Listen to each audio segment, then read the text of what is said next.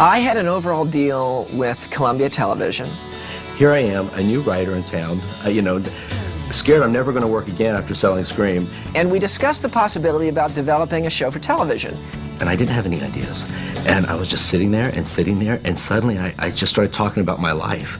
And I said, well, imagine this little kid who was growing up by the water, and he always dreamed of being Steven Spielberg. Cut! So I went home, stayed up all night writing an outline, just going, I've got to come up with the whole story. And I must have come up in one night with what ended up being the first 6 episodes. We came in to Fox, pitched it, and they bought it practically right there in the room as a script. It was like during Christmas time, so I was just, home crossing my fingers. Are they going to like it? Are they going to like it? And they passed. The script went away, went in a drawer. My life was over. I didn't think anything would ever happen with this. And we didn't have any movement on the project until that summer. And the WB came along, and they were, speaking with such fevered passion about how much they loved this script. About a month later, we got the green light to make a short presentation film. One of the first people to come in was Michelle Williams. I just wanted her to have all those qualities, this intelligence, the sexiness, the charm, the humor. Michelle Williams had all of that. Well, my mouth drops. She's one of those creatures that just sort of came into this world with sex appeal. When she auditioned, she came in and we gave a couple of scenes to read. There was a scene where she goes in and sees her grandfather who's dying. And she just looks, and then she just simply says, "Does it hurt?" She started crying, and Paul and I looked at each other and went, "She's got the role. That's her. That's her. Next."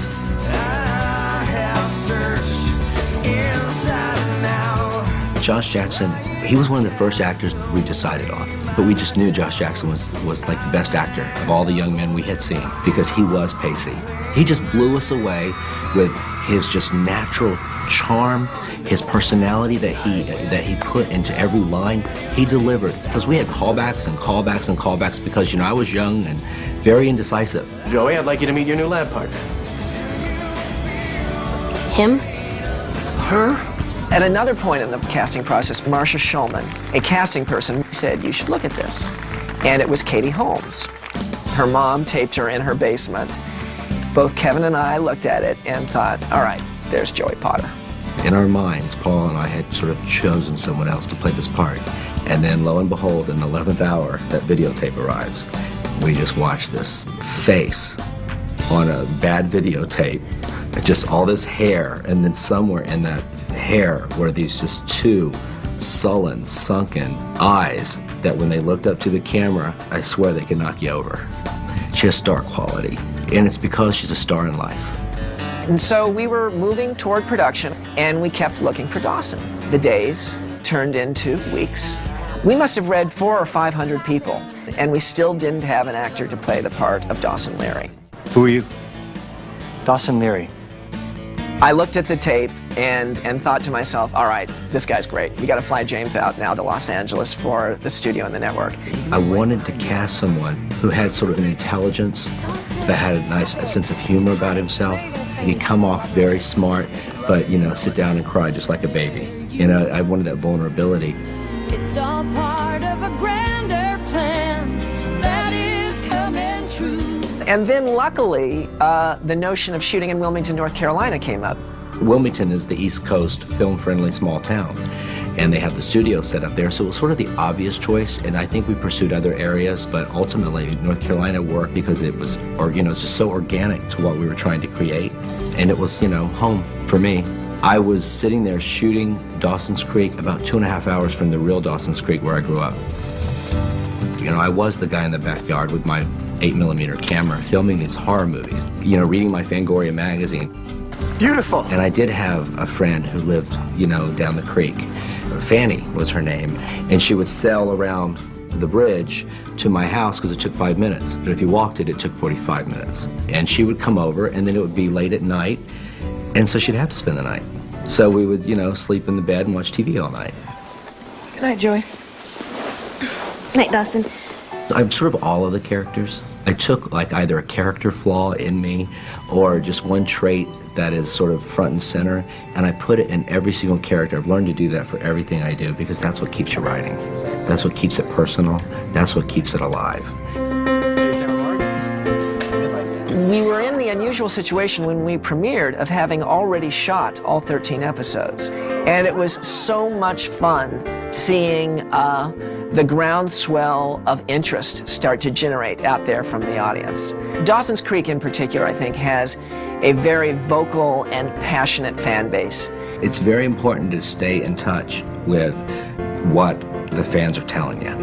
For all the little girls that like the James, you're going to have all the little girls who like the Pacey. And we predicted that. It's going to be, you know, an internet fight over who do you like better, Pacey or Dawson? And sure enough, it started like by the second episode.